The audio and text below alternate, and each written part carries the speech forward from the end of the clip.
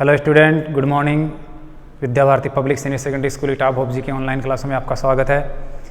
Online क्लासों के अंदर आपको 10th क्लास की जो गणित है उसकी जो बोर्ड एग्जाम अभी 30 जून को लगने वाली है, उससे संबंधित जो बोर्ड में क्वेश्चन आएंगे वो आपको हल करवा रहे हैं। आपको बताया था 30वां क्वेश्चन बोर्ड के पेपर में जो आएगा सांख्यिकी का, स्टैटिक्स का, जिसमें माध्य, माध्यिका और बहुलक के क्वेश्चन आते हैं। 6 नंबर का प्रश्न आता है, उनमें मैंने आपको माध्य, माध्यिका और बहुलक क्लियर करवा दिया था पिछले वीडियो के अंदर। और साथ ही साथ ग्राफ वाला क्वेश्चन जो 26वां क्वेश्चन है, बोर्ड के पेपर में 26वां क्वेश्चन आता है 6 अंक का, वो भी आपको कल वाले वीडियो के अंदर क्लियर करवा दिया। एक रोड सेफ्टी का, सड़क सुरक्षा का प्रश्न था जो 14-15 क्रमांक वाला क्वेश्चन, 2 नंबर का सीसीटीवी कैमरे वाला और पोल वाला, वो आपको क्लियर करवा दिया। और इसके साथ ही आज आपके लिए सांख्यिकी के अंदर जो 3 केंद्रीय प्रवृत्ति के माप होते हैं, माध्य, माध्यिका और बहुलक, इनमें जो माध्य है उसको हल करने की 3 विधियां हैं। मैंने आपको प्रारंभिक वीडियो के अंदर माध्य हल करने की सामान्य विधि ही बताई थी। कभी कभी एग्जाम के अंदर माध्य ज्ञात करने की एक कल्पित विधि भी पूछ लेता है, तो हम कल्पित विधि से माध्य कैसे ज्ञात करें ये आपको आज बताएंगे। तो एक बार मैं उस 30वें क्वेश्चन को जो 6 नंबर का आता है उसमें माध्य को आपको दोबारा से अच्छी तरह से और बता देता हूँ, क्योंकि अब की बार 2020 के अंदर माध्य आने के चांसेज ज़्यादा है। तो एक बार मैं 2015 वाला जो माध्य का क्वेश्चन है वो ले लेता हूँ। क्वेश्चन 30 नंबर ही लिख देता हूँ बोर्ड के पेपर में। तो कल्पित विधि द्वारा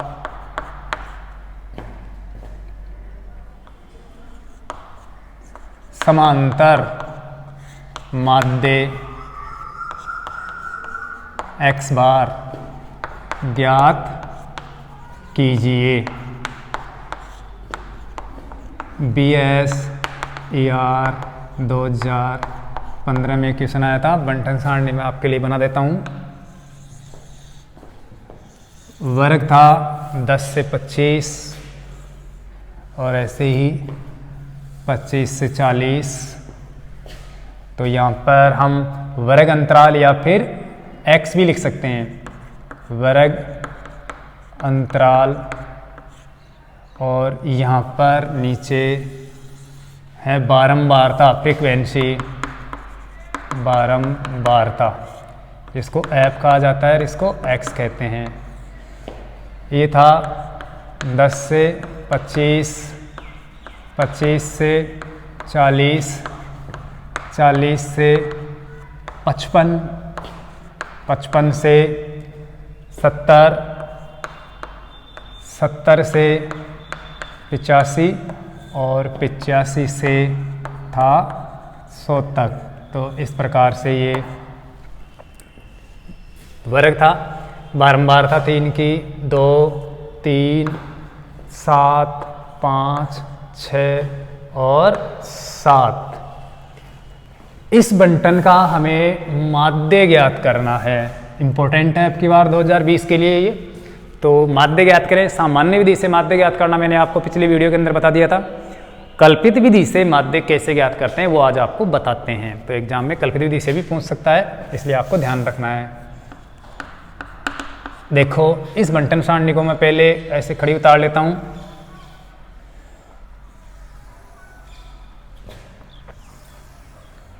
जो यहाँ पर वर्ग अंतराल है इसको आप x से व्यक्त कर सकते हो और बारंबारताओं को आप फ्रीक्वेंसी से व्यक्त कर सकते हो।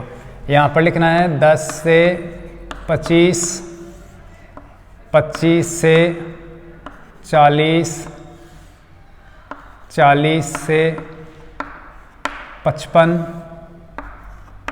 55 से 70 और 70 से 85 और लास्ट है 85 से 100।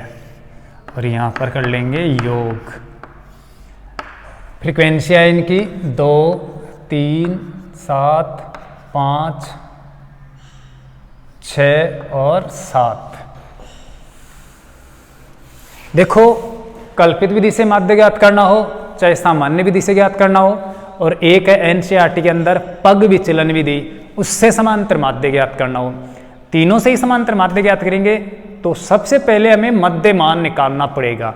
वर्ग का मध्यमान निकालने का काम तो सभी विधियों के अंदर हमें करना पड़ता है, चाहे सामान्य विधि हो चाहे कोई सी विधि हो। तो माध्य में हम मध्यमान निकालते हैं, वर्ग का, इस वर्ग का तो मैं यहाँ पर लिख देता हूँ मध्यमान, या फिर इसको x डैश से व्यक्त कर सकते हैं, मध्यमान या x डैश। मध्यमान वर्ग की उच्च सीमा और निम्न सीमा को जोड़कर हम 2 का भाग देंगे, जिसे हम वर्ग चिन्ह भी बोलते हैं। 10 और 25 हो गया 35, 35, और 35 को जब हम आधा करेंगे, हाफ करेंगे, तो हो जाएगा 17.5। तो ये हो जाएगा 17.5, 17 दूना 34 और आधा 1, तो ये 17.5। 25 और 40 मिलकर हो जाएगा 65, और 65 का आधा होता है 32.5, क्योंकि 32 और 32 64, और आधा पूरा हो जाएगा, तो ये 32.5। 2 का भाग देना है, दोनों को जोड़कर, इसमें मिस्टेक नहीं होनी चाहिए। 40 और 55 मिलकर होता है 95, और 95 का अगर हम आधा करेंगे तो ये हो जाएगा 47.5, 47 और 47 94, और आधा 1 95 हो जाएगा, तो इसमें मिस्टेक नहीं होनी चाहिए। 55 और 70 होता है 125, और 125 का आधा होता है 62.5, 60 120, तो ये 62.5। तो ये आधा करने में मिस्टेक नहीं करनी है, मध्यमान निकालने में गलती नहीं होनी चाहिए। यहाँ पर देखिए तो देखिए 10 का अंतर है, 10 और 15 का अंतर है, 10 और 15 25, 25 और 15 40, 40 और 15 55, तो इसका मतलब इनमें भी 15 का अंतर आएगा। तो आप यहाँ पर देखो 17.5 और 15 32.5, 32.5 और 15 47, 47 और 15 62.5 और 15 मिलकर हो जाएगा 87.5, और 87.5 और 15 मिलकर हो जाएगा, या फिर 100 का आधा 50 और 85 का आधा आप 42.5 कर सकते हो। तो 50 और 42.5 92 हो जाएगा। 92, ये देखो 1 और 2 3, 3 और 2 5, यहाँ पर मध्यमान आपको सही ढंग से निकालना है, इसमें गलती नहीं करनी है। देखो यहाँ पर दोबारा से बता देता हूँ मैं, 40 और 25 होता है 35, 35 में 2 का भाग देंगे तो 2 एकम 2 बचा 1 हो गया 15, दूसरा 14 और ये 17.5। इसी प्रकार से 40 और 25 होता है 65, 65 में 2 का भाग देंगे तो 2 3 6 और 2 दूना 4 और 1 बचा 2 5 10, तो ये 17.5 32.5 ऐसे भी कर सकते हो आप अलग से लिखकर। 40 और 55 होता है 95, 95 में 2 का भाग देंगे तो 2 चौके 8 और बचा 1 हो गया 15, दूसरा 14 और आधा 1 का 47.5। 55 और 70 मिलकर होता है 125, और 125 में 2 का भाग देंगे तो 2 छिके 12 बचा कुछ नहीं, 2 दूना 4 बचा 1 हो गया 10, 2 पंजे 10। यहाँ पर 70 और 85 को अगर जोड़ेंगे तो 5 8 7 15 155, 155 में अगर 2 का भाग देंगे तो 2 7 14। ये देखिए ऐसी गलती नहीं होनी चाहिए। 5 और 8 7 15 55, 2 7 14 बचा 1 हो गए 15, 2 7 14 बचा 1, तो ये 77.5 हो गया। अब 100 और 85 को जोड़ते हैं तो 185, और इसमें 2 का भाग देते हैं तो 2 पंजे 10 और 2 दूना 185, तो दुनाम 18 और 2 दूना 4 और 2 पंजे 10, तो ये 92.5 हो जाएगा। तो कुछ भी हो आपको ये सावधानी से मध्यमान निकालना है, इनमें कोई मिस्टेक नहीं होनी चाहिए, गलती नहीं होनी चाहिए, क्योंकि ज़्यादातर कमज़ोर छात्र इसी में मिस्टेक कर देते हैं, गलती कर देते हैं। तो आप कैसी भी रफ कॉपी में लिख कर ये गलती कर दो। अगर मैं भी यहाँ पर गलती कर रहा हूँ तो आपको ऐसी गलती नहीं करनी है। एग्जाम के अंदर बहुत ही सावधानी से ये मध्यमान आपको निकालना है, क्योंकि ये 6 नंबर का क्वेश्चन आता है और बहुत ही इंपॉर्टेंट होता है। 6 नंबर आपके जा सकते हैं, तो ये मध्यमान आपको सही ढंग से निकालना है।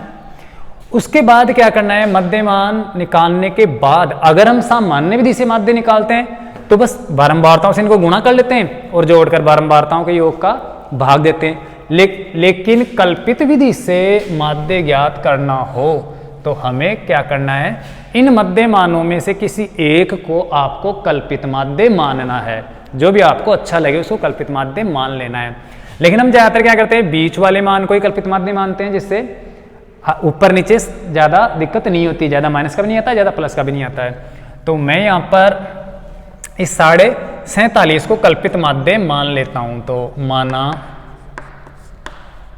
कल्पित माध्य, जिसे ए कह सकते हैं, बराबर 47.5 है। अब ये कल्पित माध्य जो आपने माना है, इनको इन मध्य मानों में से घटाना है, घटाकर लिखना है। आगे इसे टेबल बनानी है और मध्य मानों में से घटाना है, अर्थात x डैश में से आपको a घटाना है, जिसको हम d बोल सकते हैं। डिफरेंस आ जाएगा, कितना क्या अंतर आता है, तो ये घटाना है। 17.5 में आप 47.5 घटाओगे तो देखो 47.5 बड़ा है और 17.5 छोटा है, तो इसका मतलब माइनस का बचेगा। माइनस का कितना, 47.5 में आप 17.5 कम कर दो तो बच जाएगा माइनस का 30। 32.5 में आप 47.5 घटाओगे तो बच जाएगा 15। 47.5 में आप 47.5 घटाओगे, माइनस का 15 बचेगा। 47.5 में 47.5 गया तो 0। 62.5 में 47.5 घटाएंगे तो बचेगा कितना, आप घटाकर देख सकते हो, 62.5 और 47 में ऐसे 5 तो ये 0, 12 में 7 गया तो 5 और ये 15 पॉइंट यहाँ पर। तो आप इस पॉइंट वाले 0 को मत लिखो, ये बच गया 15 जो प्लस का बच गया। अब यहाँ पर देखो 77.5 में हम घटाएंगे 47.5, 70.5 में आप लिखकर आराम से घटा सकते हो रफ कॉपी में। 5 से 5 गया तो 0, 7 में 7 गया तो 0 और 7 में 4 गया तो 3, तो ये आ गया 30। ऐसे ही 92.5 में से भी आप आराम से 47.5 घटा सकते हो। ये 0, 12 में 7 गया तो 5 और 9 में 4 गया तो 5। देखो दोबारा से 12 में 7 गया तो 92.5 में 47.5 घटाएंगे तो 12 में 7 गया तो 5 बच गया और 8 में 4 गया तो 4 बच गया, तो ये 45। तो इस प्रकार से आपको ध्यान से घटाना है, घटाने में गलती नहीं करनी है। सीधी सी बात है, आपको मध्यमान निकालना है और फिर बारंबारताओं से के अंदर से बारंबारताएं क्या है, जो मध्यमान है उनमें से जो कल्पित मध्यमान है उनको सबको घटाना है। जैसे मध्यमान निकाल लिया, इन्हीं में से किसी को आप कल्पित माध्य कोई सा भी एक मान लो, जैसे मैंने यहाँ पर 47.5 माना है कल्पित माध्य ये, तो इन्हीं को इनमें से सब में से घटा दो, आप इनमें घटा दो। बाकी में आप ये भी मान सकते हो, ये भी मान सकते हो, उत्तर अलग नहीं आएंगे, उत्तर बिल्कुल सेम आएगा। तो ये हमने घटा दिया। अब क्या करना है, आप चाहो तो इन सब के अंदर किसी निश्चित संख्या का भाग दे सकते हो, जो भी जिसका भी भाग सब में पूरा पूरा जा रहा हो, वो जो भी आपको अच्छा लगे। तो यहाँ पर देखो 15-15 का भाग सब में जा रहा है, तो आप 15-15 का भाग दे दो। यहाँ पर D के अंदर H का भाग दे दो, 15 का भाग दिया तो 15 दूना 30, 15 एकम 15, 0, 15 एकम 15, 15 दूना 30 और 15 × 45। अगर आप भाग नहीं दो तो कोई दिक्कत नहीं है, आप ये जो डिफरेंस आया है ये घटाने पर, इनको बारंबारताओं से गुणा करके बारंबारताओं के योग का भाग दे दो तो भी आ जाएगा। और यहाँ पर मैंने 15-15 का भाग दे दिया, अगर मैं 5-5 का भाग दूं तो भी कोई दिक्कत नहीं है, क्योंकि जब आगे हम जब माध्य निकालेंगे तब इस 15 को काम में ले लेंगे, जो 15 का भाग दे रहा हूं मैं। तो यहाँ पर 15-15 का भाग दे दो, चाहे 5-5 का भाग दे दो, चाहे जिस संख्या का भी पूरा पूरा समय भाग जा रहा है उसका भाग दो। और आगे आप जब माध्य निकालोगे फॉर्मूले के अंदर, तो वहां पर ये H जो भाग दे रहे हैं उसको वापस काम में ले लेंगे, अर्थात गुणा में काम में ले लेंगे। यहाँ पर भाग दे रहे हैं तो ये मैंने 15-15 का भाग दे दिया, अर्थात D/15 कर दिया। अब हम क्या करेंगे, बारंबारताओं से इनको गुणा करेंगे। जबकि सामान्य विधि में तो हम डायरेक्टली मध्यमान निकालकर बारंबारता से गुणा कर लेते हैं, लेकिन इसमें क्या किया हमने, पहले कल्पित माध्य माना, उनको मध्यमानों में से घटाया, फिर किसी समान संख्या का भाग दे दिया h ऊंचाई का, तो ये u1 आ गया। अब देखो बारंबारताओं से गुणा करना है, u1 गुणा f1, माइनस के 2 दुना माइनस का 4, माइनस का 1 तिया माइनस का 3, माइनस ये 0 7 0, 5 एकम 5, 6 दूने 12 और 7 ती 21, इनको जोड़ लेंगे हम। जोड़ के लिए सिग्मा f1 और सिग्मा f1 गुणा u1 इंटू f1। ये देखिए इनका कैलकुलेशन कर लेते हैं। माइनस माइनस का तो मिलकर हो गया माइनस का 7 और प्लस का है यहाँ पर 7 21 12 और 5, 12 और 5 हो गया 17, 17 और 21 हो गया 38, अर्थात 5 और 2 7 1 8, 2 और 1 3, ये हो गया। अब देखो इनका कैलकुलेशन कितना बचा, प्लस का 38 है और माइनस का 7 है, तो 38 में वो 7 तो कम कर दो, 31 बच गया, तो ये 31 आ गया। बारंबारताओं का योग भी करना आपको, 3 और 2 5, 5 और 7 12, 12 और 5 17, 17 और 6 23 और 7 30, ये हो गया सिग्मा f1 बराबर 30। इसका इसमें भाग देंगे, तो अब देखिए कल्पित विधि से माध्य, कल्पित विधि से, इसे आप पग विचलन विधि भी कह सकते हो, कल्पित विधि या पग विचलन विधि एक ही बात है, से माध्य x बार बराबर सूत्र है, कल्पित माध्य जो माना है वो प्लस, ये प्लस, और सिग्मा बार f1 को गुणा किया है u1 इंटू f1 से, वो बटे हुए f1, और आपने जिस ऊंचाई का भाग दिया था वो वापस गुणा कर देंगे, अर्थात यहाँ पर h ले लेंगे काम में, वापस गुणा कर देंगे, जो भाग दिया है उल्टा गुणा हो जाएगा।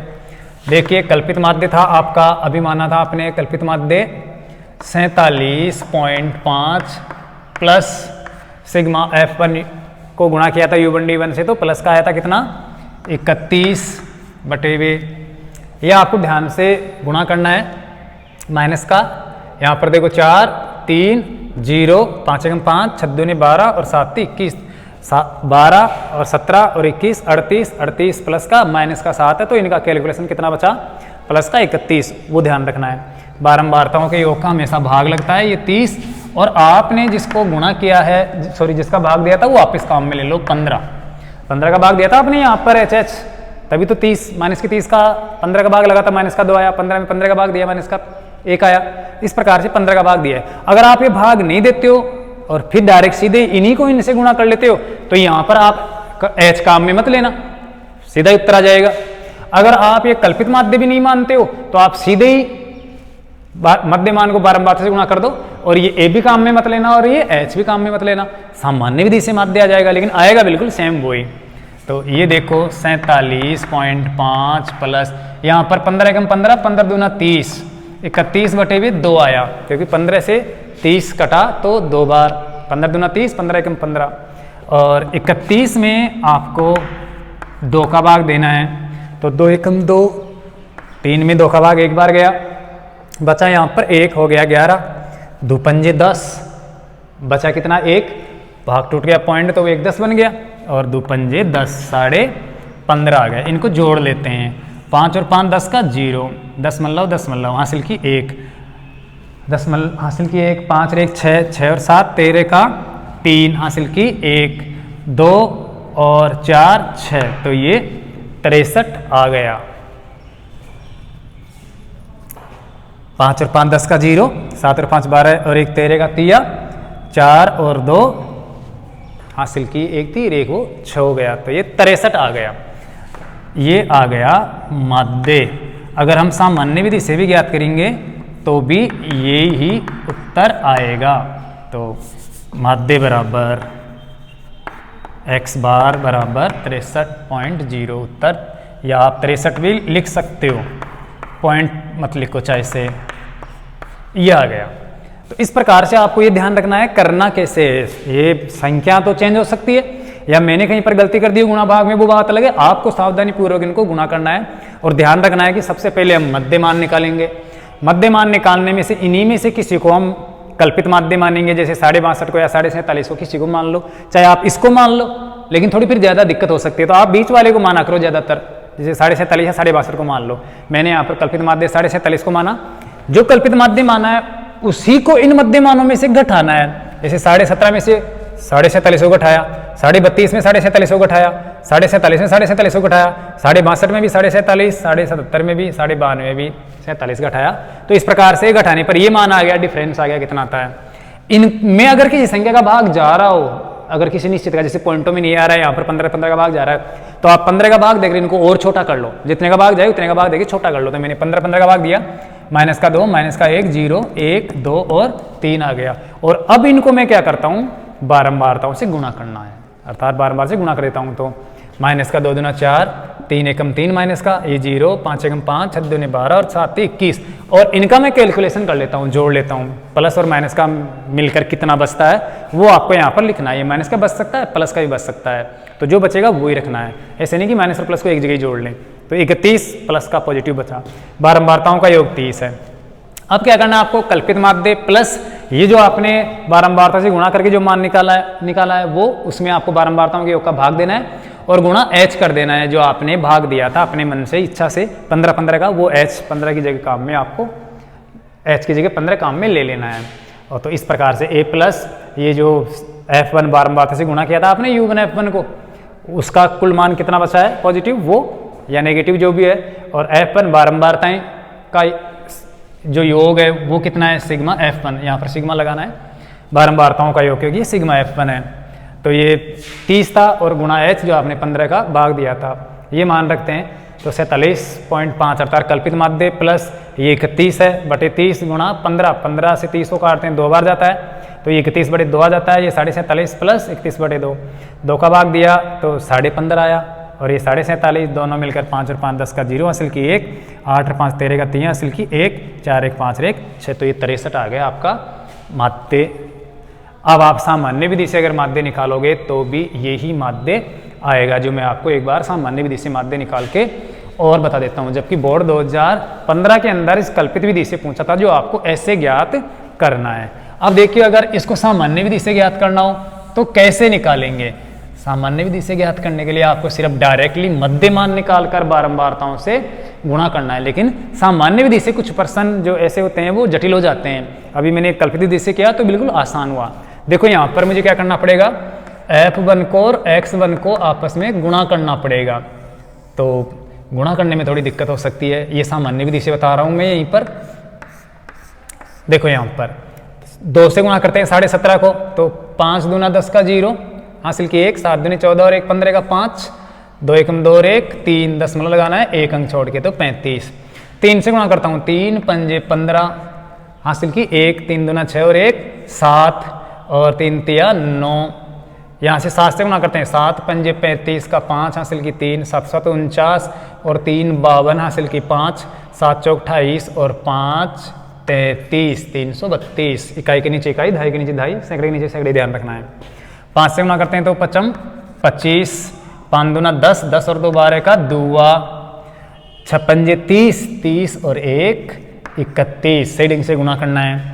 6 पंजे 30 का 0 हासिल की 3, 6 7 42, 42 और 3 45 हासिल की 4, 6 7 42 और 4 46, 7 पंजे 35 का 5 हासिल की 3, 7 दूनी 14 और 3 17 और 7 9 63 और 1 64। ढंग से गुणा करना है, गुणा में गलती नहीं होनी चाहिए। 5 दूनी 10 का 0 और 7 दूना 34 और 1 35, 3 पंजे 15 का 5, 3 दूना 6 और 1 7, 3 तिया 9, 7 पंजे 35 का 5 हासिल की 3, 7 7 49 और 3 52 और 7 चौक 28 और 5 33, 55 25 का 5 हासिल की 2, 5 दूना 10 और 2 12 का 2 हासिल की 1, 56 30 और 1 31, 56 30 का 0 हासिल की 3, 6 7 42 और 3 45 हासिल की 4 और 6 7 42 और 4 46, 7 5 35 का 5, 7 दूनी 14 और 3 17 हासिल की 1 और 7 9 63 और 1 64। ये गुणा कर दिया। अब इनको जोड़ना है। 5 और 5 10, 5 3 15, 5 चौका 20, 20 का 0 हासिल की 2, 2 और 5 7, 7 और 7 14, 14 15 16, 16 और 2 18, 18 और 5 23, 23 और 7 30 हासिल की 3, 3 और 3 6, 6 और 9 15, 15 और 3 18, 18 और 1 19, 19 और 6 25, 25 और 4 29 हासिल की 2, 2 और 3 5 और 3 8 और 4 12 और 6 18। तो ये 1890 आ गया। अब देखो माध्य x बार बराबर सिग्मा f1 x1 सामान्य विधि से सिग्मा f1 1890, दशमलव के बाद में 0, इससे कोई फर्क नहीं पड़ेगा, बटे 30, 0 से 0 कट गई तो 189 बटे 3, 3 छिकी 18 और 3 तिया 9। तो ये उत्तर आ गया वही जो इससे आया है। तो पग विचलन विधि या कल्पित विधि या सामान्य विधि कोई सी विधि से ही माध्य निकालें, माध्य हमेशा समान ही आता है। अगर हम वो कल्पित जो माध्य था 47.5 नहीं रखते, अगर और कुछ रख ले तो भी वही उत्तर आएगा। तो आप ये रखकर जांच कर लेना। तो अब मैं मानता हूँ कि एग्जाम में माध्य कैसा भी आए, किसी विधि से पूछे, आप ये माध्य वाला क्वेश्चन गलत नहीं करोगे। और अब की बार 2020 के लिए मुझे थोड़ा माध्य इंपॉर्टेंट लगता है, इसलिए मैंने आपको एक बार दोबारा से और बता दिया। तो आप इसको अच्छी तरह से तैयार करना। 30वां प्रश्न जो सांख्यिकी आता है वो 6 नंबर का आता है और ये आपके लिए बहुत ही इंपॉर्टेंट है। अब मैं आपको एक 3 नंबर का क्वेश्चन और बता देता हूँ, बहुपद वाला। आपके जो बहुपद वाली प्रश्नावली है उसमें जो 16 नंबर का बोर्ड के पेपर में जो 16-17 नंबर पर जो क्वेश्चन आता है, लगभग 16 नंबर पे आता है ज़्यादातर, बहुपद वाला आता है। और वो 3 नंबर का आता है, वो कैसा आएगा लगभग अंदाज से मैं बता रहा हूँ, वो आपको यहाँ पर बता देता हूँ। तो इसको मिटान देता हूँ मैं, इसको आप तैयार करना 2015 वाले क्वेश्चन को, माध्य को। और भी कोई माध्य के प्रश्न है तो उनको आप इस तरह तैयार कर लेना। साथ में माध्य का और बहुलक को भी तैयार करना है, क्योंकि बोर्ड के पेपर में हम नहीं कह सकते कुछ भी कि कैसा क्या बोर्ड का पेपर आएगा, वो तो आने के बाद ही पता चलता है। तो अब मैं क्वेश्चन लगभग जो बोर्ड के पेपर में 16वां आता है वो है विभाजन एल्गोरिथम पद्धति द्वारा, विभाजन एल्गोरिथम या यूक्लिड विभाजन एल्गोरिथम या फिर जो भाग विधि है, कलन विधि है, उसकी सहायता से हमें क्या करना है, बहुपद में बहुपद का भाग देके भागफल और शेषफल ज्ञात करना है।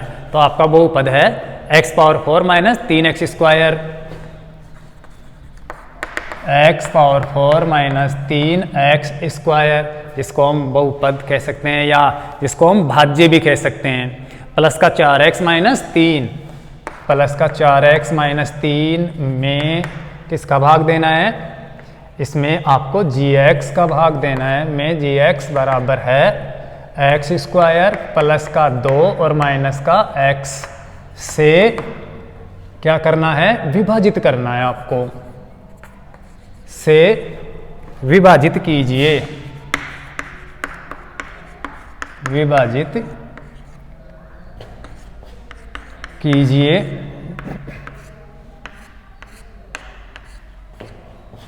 कहने का मतलब भाग देना है, जो आपने छोटी क्लासों में 9th क्लास में भी भाग देना सीखा है। विभाजित कीजिए तथा भागफल व शेषफल ज्ञात कीजिए। भागफल और शेषफल भी ज्ञात करना है। ये क्वेश्चन आया था BSER 2018 के अंदर, माध्यमिक शिक्षा बोर्ड की जो एग्जाम थी 2018 के अंदर लगी थी, उसमें आया था। तो ये बहुपद वाला क्वेश्चन है। उस px में हमें gx का भाग देना है। तो देखो हल, विभाजन एल्गोरिथम या यूक्लिड विभाजन एल्गोरिथम भी कहते हैं इसे, यूक्लिड विभाजन एल्गोरिथम से पहले तो आपको एक ये ध्यान रखना है कि जो बहुपद दिए हुए हैं उनको आपको अवरोही क्रम में लिखना है। सबसे बड़े घात वाले चर को पहले, फिर उससे कम घात वाले चर को, फिर उससे कम घात वाले चर को, और इस प्रकार से संख्यात्मक मान को लास्ट में लिखना है। बड़ी घात से छोटी घात के रूप में लिखना है। संख्याओं से बहुपद छोटा या बड़ा नहीं होता है। ऐसे नहीं कि संख्या लगी हुई है तो ये 4x है तो ये पहले लिखा जाए। इन घातों से, चर की जो घात है उनसे हम इसको लिखते हैं। सबसे पहले बड़ी घात वाले चर को, फिर उससे कम घात वाले चर को, फिर उससे कम और फिर सबसे कम घात वाले चर को, और फिर संख्या वाले मान को लिखते हैं। तो यहाँ पर देखिए x की पावर 4 है, फिर x की घात 2 है, उसके बाद x की घात 1 है, और उसके बाद संख्यात्मक मान है। तो ये तो बिल्कुल आपका अवरोही क्रम में ही है, घटते हुए क्रम में ही है। लेकिन उधर gx को देखो, x की घात 2 और फिर संख्या आ गई और x की घात बाद में आ गई, तो उसको हमें कन्वर्ट करना है, थोड़ा पहले लिखना है।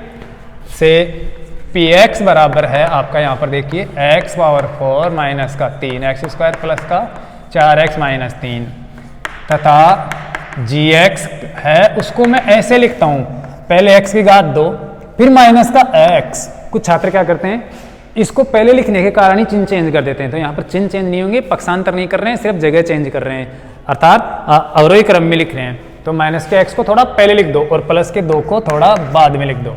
इसका भाग देना है। अब भाग कैसे देते हैं, जिस प्रकार से सामान्य भाग देते हैं वैसे ये भाग दिया जाता है। तो ऐसे हम भाग देते हैं। यहाँ पर भाग देने वाली संख्या x स्क्वायर माइनस का x और प्लस का 2, और इसमें भाज्य आता है जिसमें भाग देना है x पावर 4 माइनस का 3x स्क्वायर और प्लस का 4x और माइनस का 3, और यहाँ पर भागफल आएगा। इस प्रकार से भाग देना है। अब देखो कैसे भाग देंगे, जैसे मैं यहाँ पर एक सामान्य सा उदाहरण ले लूँ। 132 के अंदर हमें जैसे 11 का भाग देना हो या 12 का भाग देना हो, जैसे मान लो, तो यहां पर हम क्या करेंगे, 12 का भाग पहले इस 13 में देंगे, 12 एकम 12, जितनी बार भाग जाएगा वो भागफल में लिख देंगे ऐसे। तो यहां पर भी क्या करना है, सबसे बड़े घात वाले चर का भाग सबसे बड़े घात वाले चर में देना है। x स्क्वायर का भाग x की घात 4 में देना है। तो x की 4 घात में x की 2 घात का भाग देंगे तो x की 2 घात तो कट जाएंगी और बचेंगी x की 2 घात। यहाँ पर देखो x पावर 4 में x स्क्वायर का भाग देंगे हम, तो ऐसे x गुणा x गुणा x गुणा x 4 बार बटे हुए x गुणा x, ऐसे x स्क्वायर बार जाएगा तो ये भागफल x स्क्वायर, ऐसे भागफल में लिख देना। जैसे यहाँ पर 12 एकम 12 एक बार भाग गया, वैसे ही यहाँ पर x स्क्वायर बार भाग गया। सिर्फ इसी का भाग देना है, इनका भाग नहीं देना है। बड़े घात वाले चर का भाग बड़े घात वाले चर में देना है। इनका क्या इस्तेमाल है वो अभी मैं आपको बता देता हूं। तो आपको इनको पहले नहीं सोचना है कि ये कठिन है, कैसे भाग लगेगा। इससे आपको सिर्फ सबसे बड़े वाले चर को सबसे बड़े वाले चर में विभाजित करना है बस। तो यहाँ पर x की घात 2 का x की घात 4 में भाग दिया तो x की घात 2 बची कट के, तो x स्क्वायर यहाँ पर लिख दिया। अब देखो भागफल लिखने के बाद में क्या करते हैं हम, यहाँ पर भी नीचे भी कुछ लिखते हैं। यहाँ पर क्या लिखेंगे, इस 1 को वापस 12 से गुणा करके नीचे लिख दो, अर्थात 12 एकम 12 ऐसे। तो आप क्या करो, यहां पर भी इसको वापस इससे पूरे से गुणा करके नीचे लिख दो। देखो इधर x स्क्वायर को x स्क्वायर से वापस गुणा करो, जैसे यहां पर इस 1 को 12 से वापस गुणा करके यहां पर लिख रहे हैं, वैसे ही इस x स्क्वायर को इस पूरे से गुणा करके नीचे लिखना है, जो बहुत ही ईजी है। तो भाग देना भी सरल है और गुणा करना भी सरल है।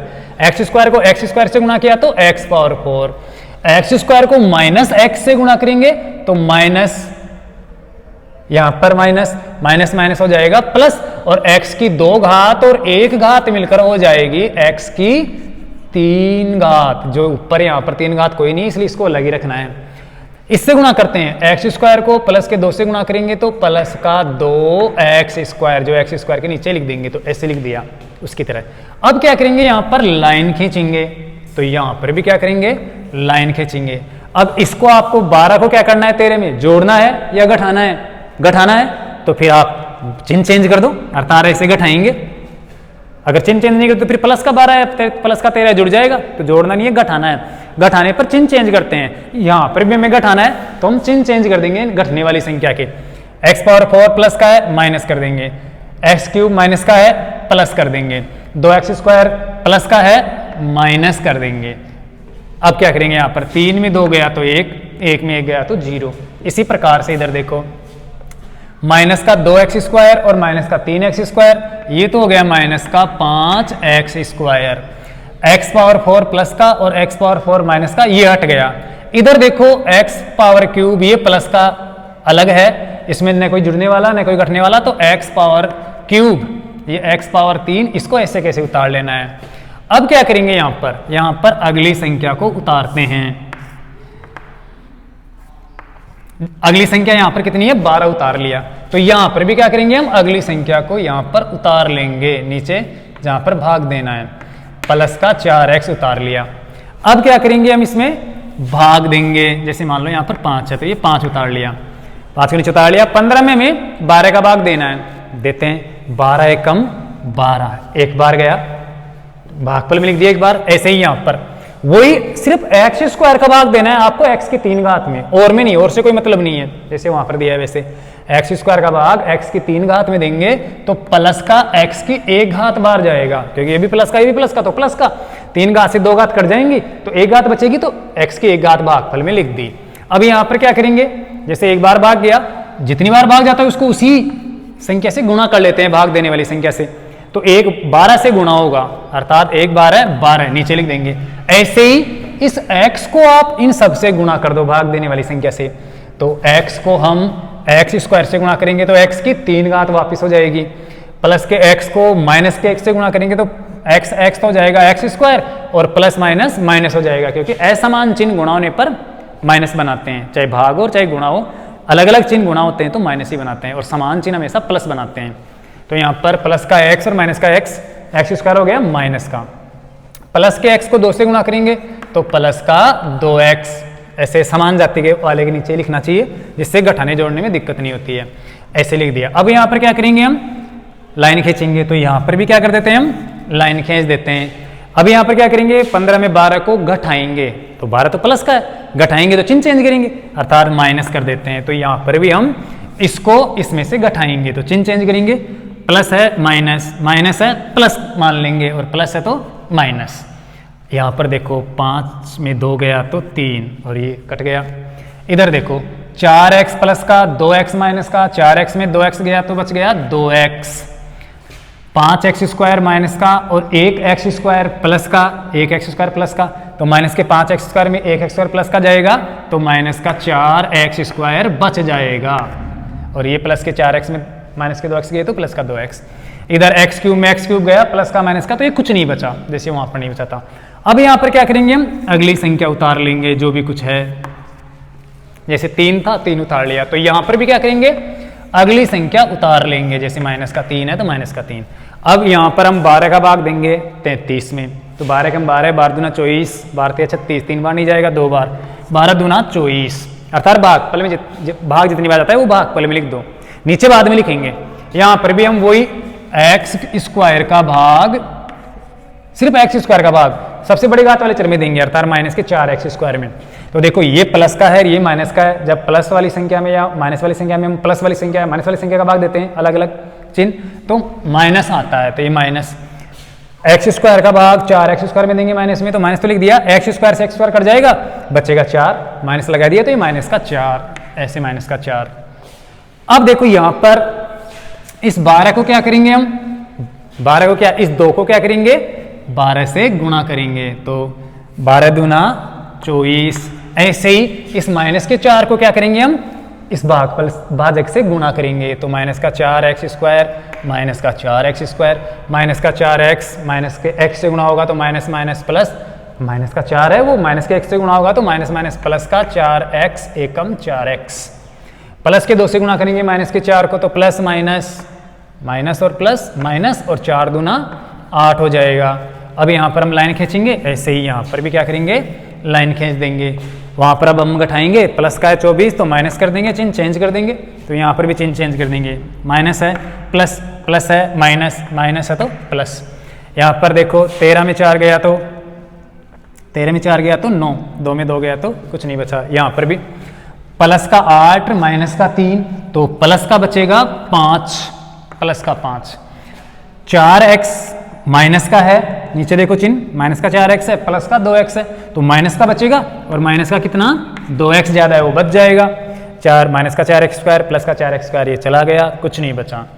अब देखो यहाँ पर ये 9 क्या हो गया, शेषफल। शेषफल क्यों है, अब हम इसमें क्यों भाग नहीं दे रहे। ये विभाजन एल्गोरिथम तब तक चलती रहती है जब तक ये शेषफल भाजक से बड़ा या बराबर रहता है। जब तक ये शेषफल भाजक से बड़ा या बराबर रहता है तब तक हम भाग देते जाते हैं। जैसे यहाँ पर 15 आया, 12 से बड़ा था, यहाँ पर 33 आया, 12 से बड़ा था, इसलिए भाग दे रहे थे। लेकिन अब हम आगे भाग नहीं देंगे, क्यों, क्योंकि 9 है जो 12 से बड़ा नहीं है। तो ये छोटा होते ही ये विभाजन एल्गोरिथम रुक जाती है, पूरी हो जाती है। यहाँ पर इस भाग को नहीं तोड़ते हम, तो 9 के अंदर 12 का भाग नहीं जाता, आगे कोई अंक भी नहीं है उतारने के लिए, तो ये 9 शेषफल कहलाएगा।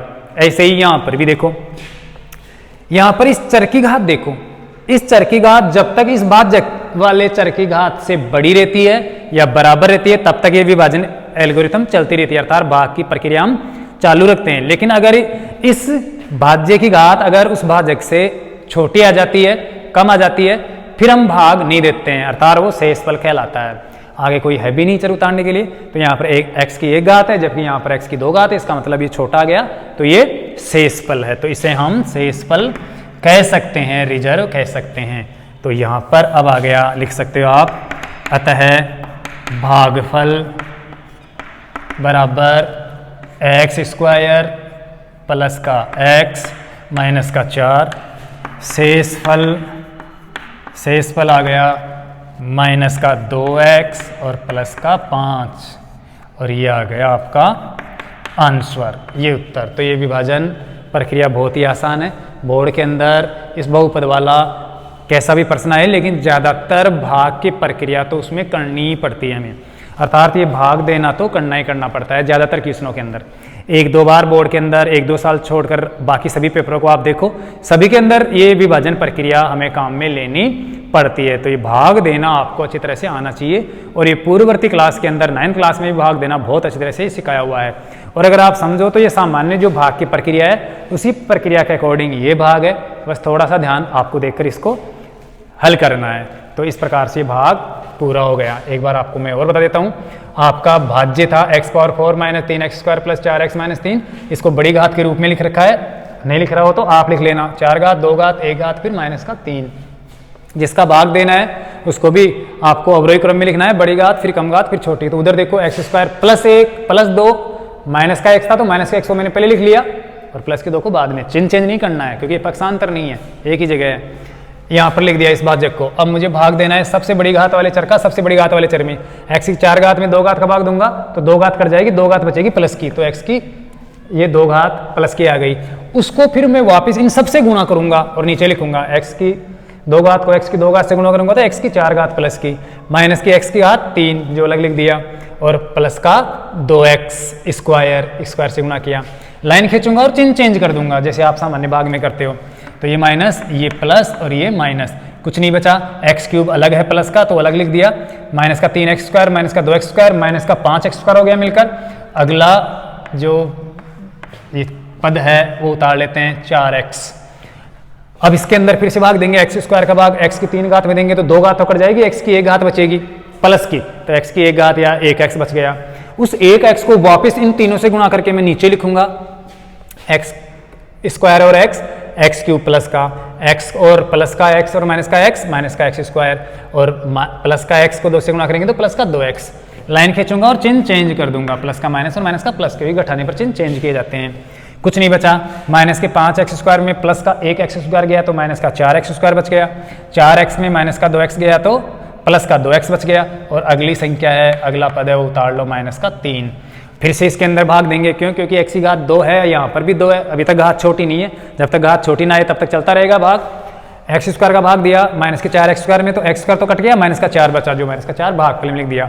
इस माइनस के 4 को हम वापस पूरे भाजक से गुणा करेंगे तो माइनस का 4x² माइनस माइनस प्लस का 4x और प्लस माइनस माइनस का 4 दूना 8, चिन्ह चेंज करेंगे, माइनस का प्लस, प्लस का माइनस, माइनस का प्लस, कुछ नहीं बचा। 4x² प्लस का 4x² माइनस चला गया, माइनस का 4x है प्लस का 2x है तो माइनस का 2x ज़्यादा है वो बच जाएगा, प्लस का 8 है माइनस का 3 है तो 8 में वो 3 गया तो 5 बच गया, तो ये भाग शेषफल आ गया और वो भागफल आ गया। तो इस प्रकार से बहुपद वाला क्वेश्चन जो 3 नंबर का आता है, जो लगभग 16-17 नंबर पर आता है बोर्ड के, ये आपका क्लियर हो जाना चाहिए। ऐसे क्वेश्चनों को आप और देख लेना जिससे कि बोर्ड के पेपर का ये 3 नंबर का प्रश्न आपका तैयार हो सके। तो मैंने आपको 30वां प्रश्न 6 नंबर वाला सांख्यिकी का, 26वां प्रश्न ग्राफ वाला जो 6 नंबर का आता है, और 14-15 नंबर पे एक सड़क सुरक्षा का प्रश्न जो 2 नंबर का आता है वो आपको बता दिया, और साथ ही साथ ये बहुपद वाला प्रश्न बता दिया। तो इन प्रश्नों को आप अच्छी तरह से तैयार करना। बाकी नंबर पर जो कौन से क्वेश्चन आते हैं वो आपको और अगले वीडियो में हम बताते जाएंगे बोर्ड के पैटर्न के अनुसार। तो आप इनको तैयार करते जाना, अपने स्तर पर भी आप पढ़ाई करते रहना। हो सकता है हमारे द्वारा पूरा आपका कोर्स न हो पाए क्योंकि 30 तारीख को ही आपकी एग्ज़ाम है, तो आप अपने स्तर पर अच्छी तरह से तैयारी करते रहना। कोई दिक्कत हो तो आप पर्सनल रूप से पूछ सकते हो किसी भी व्हाट्सएप के माध्यम से या फिर किसी और माध्यम से। तो आप तैयारी का ध्यान रखना। इसी आशा के साथ आपको बहुत बहुत धन्यवाद। Thank you.